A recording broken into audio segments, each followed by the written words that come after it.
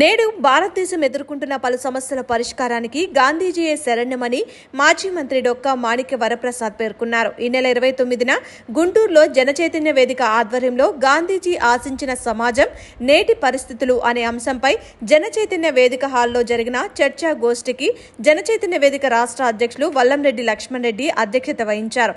ప్రధాన వక్తగా విచ్చేసిన డొక్కా మాణిక్య వరప్రసాద్ మాట్లాడుతూ గాంధీజీ అవసరం గతం కన్నా నేడు ఎక్కువగా ఉందని, హింస, కుల, మత, ప్రాంతీయ తత్వాలు, అవినీతి, వినియోగతత్వం లాంటి సమస్యల పరిష్కారానికి గాంధీయిజం పరిష్కారాలు చూపిస్తుందన్నారు.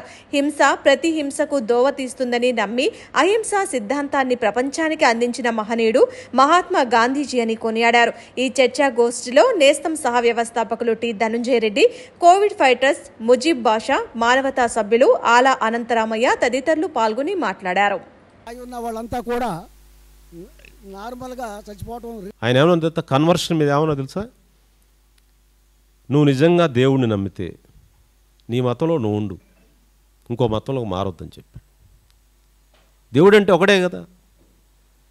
ఇప్పుడు Christ is God, you believe it and you be there, అక్కడే ఉండు.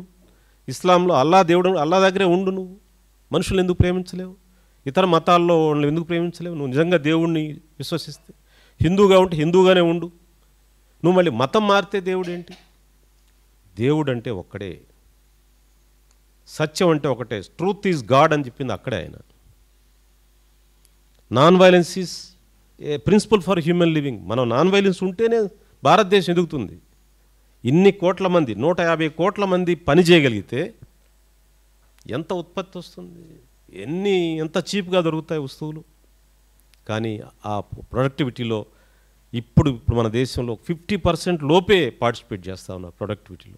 గాంధీ అందరిని ప్రొడక్టివిటీలో పార్టిసిపేట్ చేయాలన్నాడు.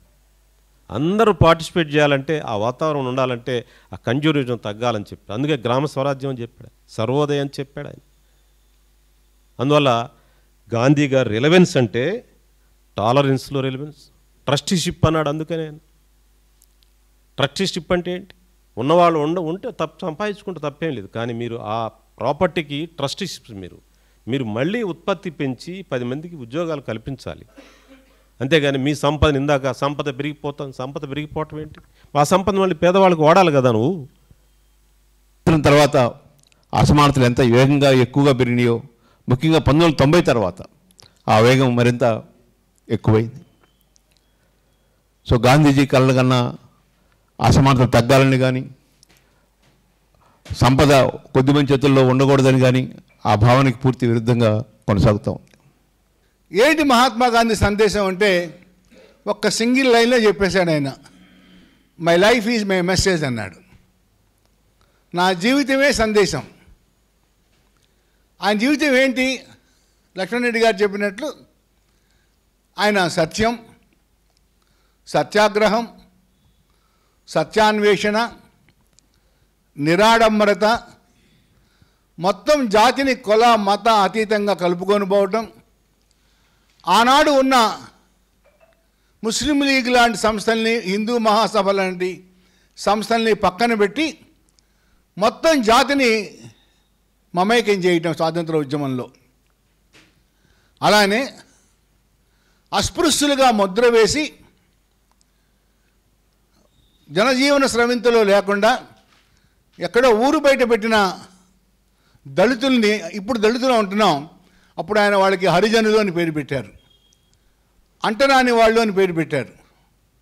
కానీ ఆయన అంటరాని వాళ్ళు కాదు, వాళ్ళు హరిజనులు, దేవుడి బిడ్డలు అని వాళ్ళకి ఒక ఉన్నతమైన పదాన్ని పెట్టి ఆ హరిజనోద్ధరణ అద్భుతమైన కార్యక్రమాన్ని ఆయన చేపట్టాడు.